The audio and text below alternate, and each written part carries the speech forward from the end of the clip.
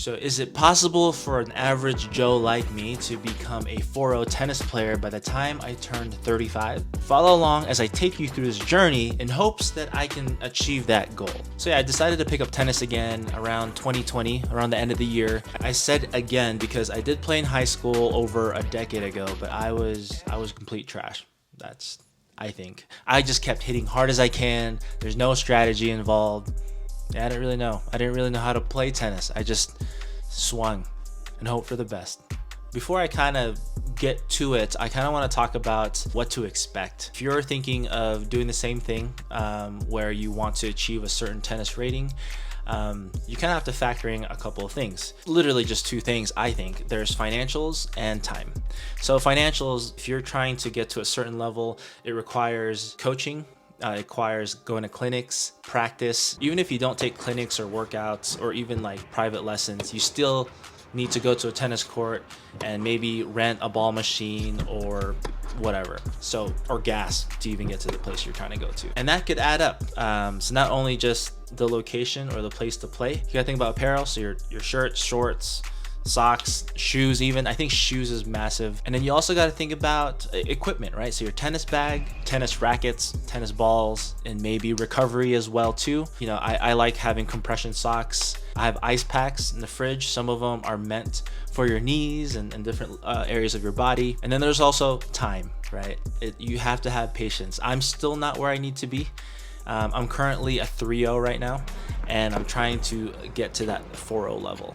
So that just means I need time to practice. I need time to compete while balancing, a family. I have a wife and a 2-year-old, and also work, right? So how do you balance all of that?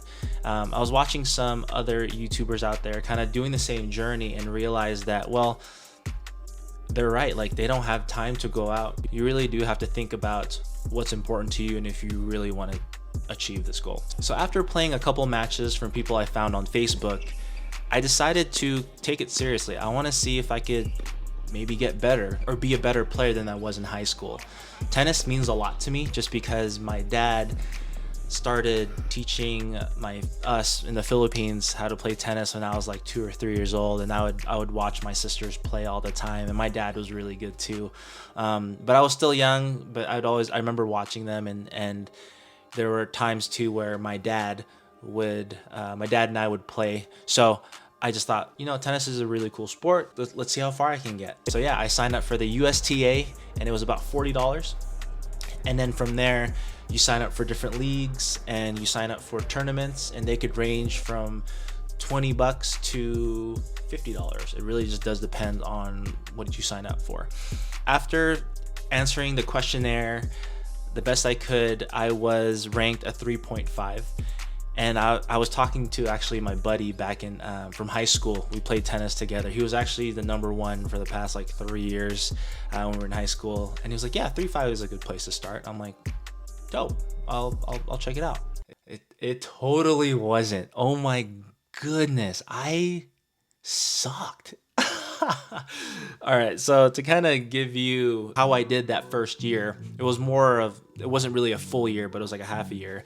So my first 12 matches, I only played 12 total matches in 2020. And again, it was like more of like the end of the quarter. I played 12 matches, and out of the 12 matches, I won 0 times. So all of them were losses.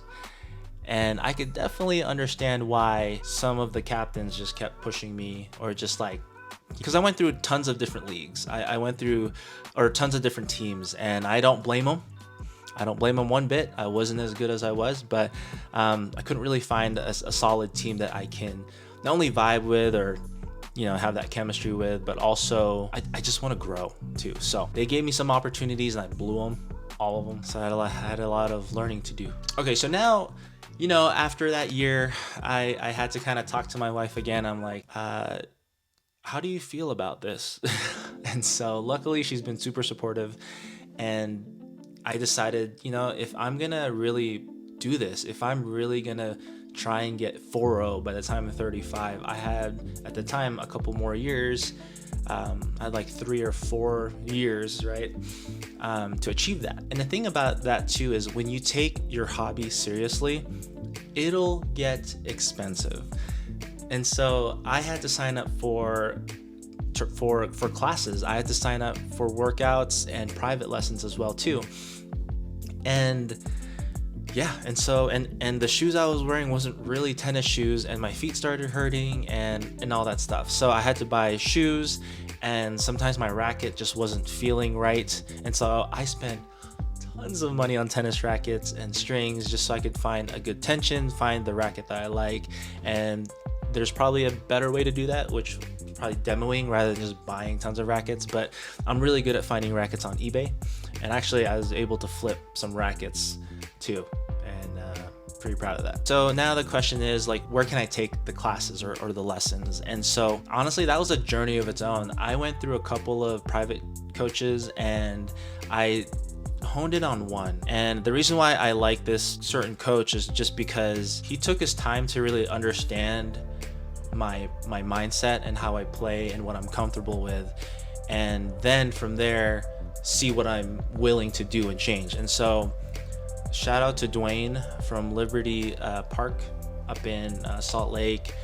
He took his time with me. He literally started me over. I feel like I had to learn tennis over again, but I was willing to. I talked to him. I was like, this is my goal. I'm trying to reach this level by 35. And he was like, you could totally do it, but I need to practice more. I need to play more. And so anyway, once a week I would meet up with him for months and months.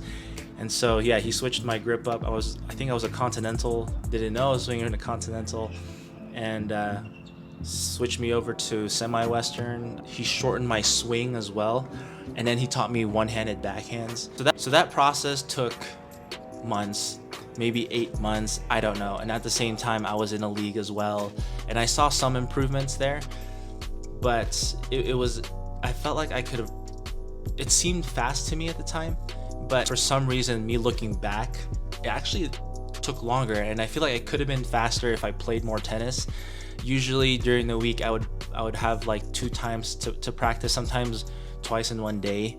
I would have my private lessons in the morning, like early in the morning, and then I would have a tennis workout at one of the clubs right after it, and I'd count that as 2, but even though it's in the same day. Dwayne was just telling me, whenever we play tennis or whenever you do your private lessons with me, it feels like we have to kind of freshen up your forehand or your backhand. And he was like, how often do you play every week? And I was like, once, twice. And he was like, you need to play more.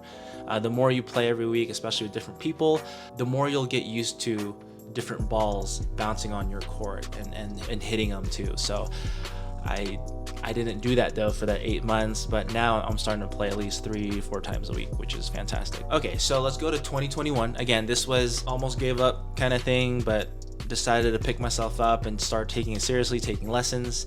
And I played in 2021. I only played 8 matches because I was focusing more on training, and I won 1 and I lost 7. So there we have it.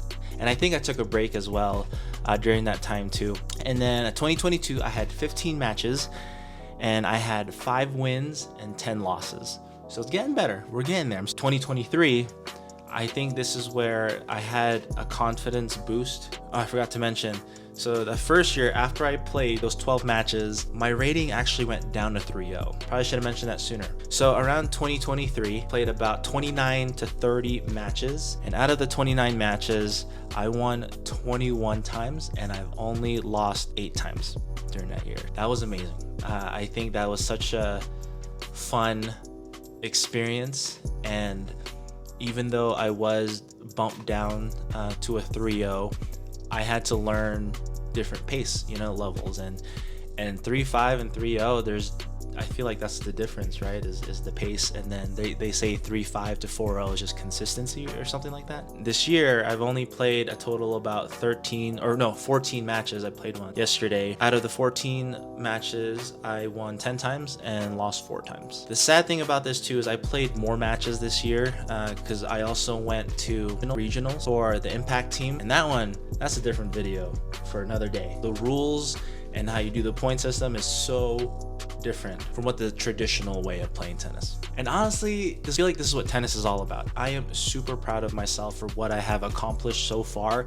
It's not a 4.0 yet. I know I went down in rating, but I feel like there's progression there. I was a better player than I was yesterday, and I think that's the most important part. Tennis is like it's like a roller coaster ride. You'll have your ups and downs. Your physical abilities will be tested. Your mental strength will be tested. Heck, even like the best players in the world loses matches. They lose points.